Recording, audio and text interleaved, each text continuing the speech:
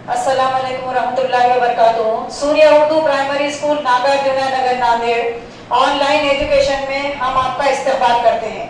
बच्चों, आज हम जमात हफ्तुम मजमून उर्दू में नज़म नंबर 7 गीत पढ़ेंगे।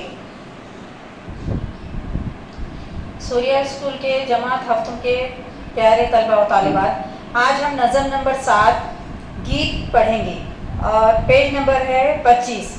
इसके शायर का नाम है आरजू लखनवी।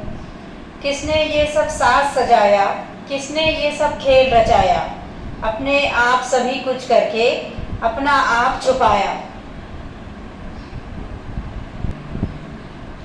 कोमल कोमल प्यारे पौधे, धान पात मतवारे पौधे, किसने उनके ऊपर छिड़की रंग रूप की माया, अपने आप सभी कुछ करके अपना आप छुपाया।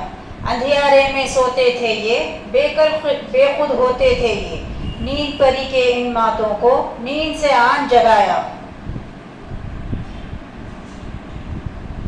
अपने आप सभी कुछ करके अपना आप छुपाया।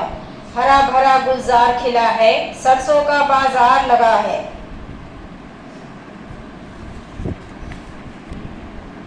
देख देख मन खुश होता है, आंखों नूर समाया, अपने आप सभी कुछ करके अपना आप छुपाया।